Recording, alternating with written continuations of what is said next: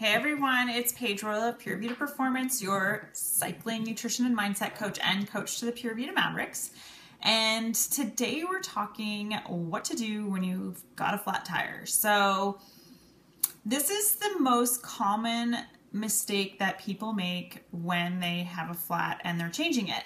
So I wanted to go over this today because I was seeing this get posted in a couple of groups that I'm in.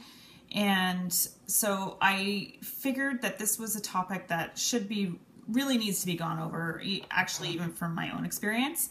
And so what to do when you've got a flat. So the first thing that you want to do is when you pull out the tube, you want to put a little air into the tube and go around and find out where the flat came from. This is the number one mistake, especially if you're a beginner or intermediate, and even for us experienced folks, we can sometimes forget, is to figure out where, how that flat happens. So there'll be one of two things happen. You'll either see a puncture, which is just one hole, or you'll see what they call snake bite, which is two holes. And so there are very different reasons for flatting. If you have a snake bite, it usually means that you didn't have your tires pumped up enough, or you went over a bump hard enough where the rims bit your tube, and therefore you flatted. So that one's an easy one. You don't really have to worry about anything else except for fixing the flat. The other one is a puncture. And so this is when it gets really important, when you have to start getting curious about how it happened, because you want to make sure that it doesn't happen again. So what you want to do is you want to just blow up the tube a little bit and then go around the outside and the inside to figure out where the hole came from. Then, gauging by the valve in your tube, you want to go to the place, because your tire shouldn't have moved on the rim, but you want to go to the place in the tire where that happened to see if you can feel anything. So the first thing that you can do is just lightly rub your fingers in the inside of the tire around the whole thing. You want to do it really gently in case it's glass. I used to pick up a lot of staples when I used to commute by bike in Vancouver. And so you just want to lightly run your finger in so that you don't cut yourself.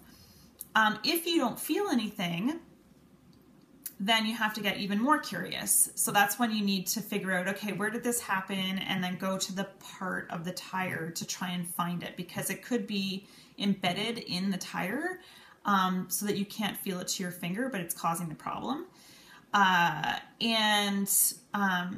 It also could be on the inside of the tire. So for me, a while ago, I would go out for rides and I would come home, put my bike away, and then I would get up the next day to go out on my ride again, and my tire would be flat. And I could not figure this out for the life of me. And what ended up happening was I realized, oh my gosh, the hole or the little puncture was happening on the inside of my tire, and my rim tape was off by less than 1 millimeter and was causing this flat. It was never happening to me when I was out in the ride. It was fine. It wasn't until I parked the bike then it would deflate. So just those are a couple of things to think about.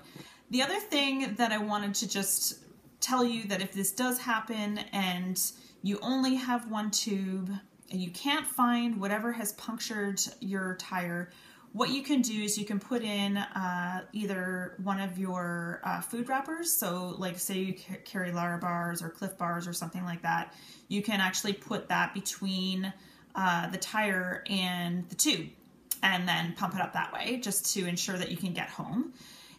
Or you could use, if you have some cash on you, you could use some bills.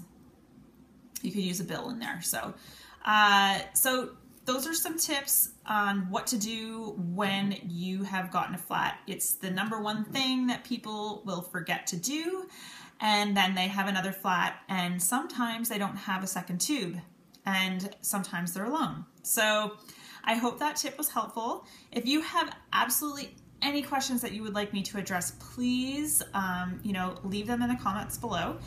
Or you could come on over to Pure Vita Mastery, which is a free Facebook group I have where I post all sorts of goodness, and come in there and join and ask your questions there. All right, have an amazing day. Mwah.